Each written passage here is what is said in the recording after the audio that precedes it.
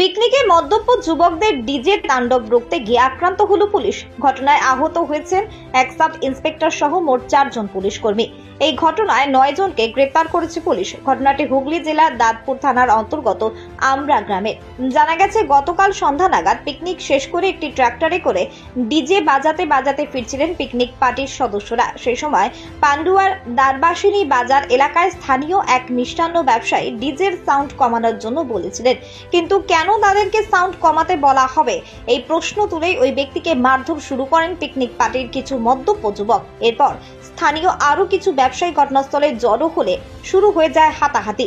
Picnic পার্টির দুজনকে আটকে রেখে তারা পুলিশে খবর দেন। খবর পেয়ে ঘটনাস্থলে পৌঁছে ওই দুই যুবককে আটক করে নিয়ে যায় পান্ডুয়া থানার পুলিশ, কিন্তু বাকিরা পালিয়ে যায়। তবে তাণ্ডব চালানো ওই ডিজে সহ বাকিদের ধরতে দাঁতপুরের আমরা চৌমাথা এলাকায় অপেক্ষা করছিলেন দাঁতপুর থানার পুলিশ কর্মীরা। সেখানে পিকনিক পার্টি আসার পর পুলিশ তাদেরকে উচ্চস্বরে বাজানো ডিজে বক্স বন্ধ করতে বলে, কিন্তু কোনো কথা না শুনে পুলিশকে লক্ষ্য করে ইট ছুটতে থাকেন মদ্যপ যুবকরা। ঘটনায় আহত হন 4 জন পুলিশ কর্মী। এরপরই বিশাল পুলিশ বাহিনী ঘটনাস্থলে পৌঁছে এক মহিলা সহ মোট 9 জনকে আটক করে নিয়ে যান। পরে তাদেরকে গ্রেপ্তার করা হয় এবং আজ তাদেরকে চুঁচুড়া আদালতে পেশ করা হয়। উল্লেখ্য, ডিজে বক্স সহ ট্রাক্টরটিও আটক করেছে পুলিশ। রাত্রে কি হয়েছিল ঘটনাটা? কালকে সন্ধ্যার সময় একদল পিকনিক করতে গিয়েছিল পাশে আমরা দাঁতপুর থানা এলাকার আমরা গ্রাম থেকে একদল ছেলে তারা কোথাও পিকনিক করতে গিয়েছিল। পিকনিক থেকে ফেরার পথে দারবাসিনী বাজারে ঢুকে ওই মা লক্ষ্মী সুইটস যে দোকানটা আছে ওই দোকানের পাশ দিয়ে যখন ঘুরছিল বা তারা যখন যাচ্ছিল গাড়িটা স্লো করে দিয়েছিল।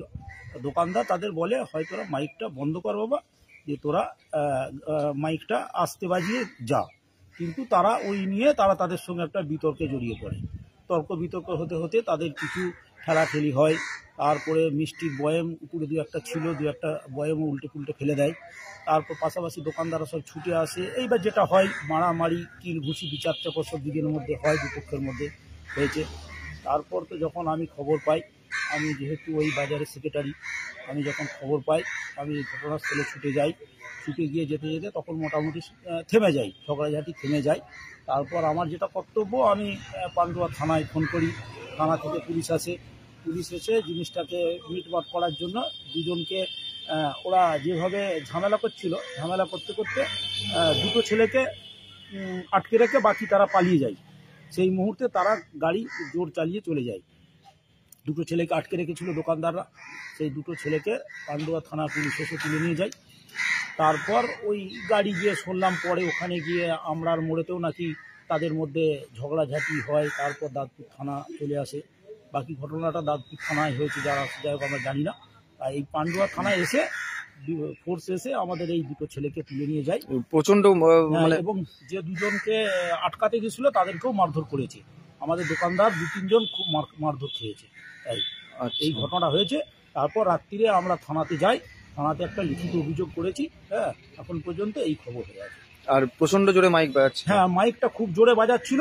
আমাদের দোকানদারদের অপরাধ একটাই, যে মাইকটা তোরা এখানে দোকানের সামনে মাইকটা তোরা একটু কমা, কিংবা মাইকটা একটু আস্তে বাজা, এইটাই বলেছে। এইটাই দোকানদারের অপরাধ।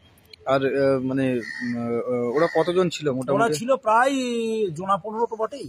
কিসে ছিল ওরা? একটা ট্রাক্টরে করে যাচ্ছিল।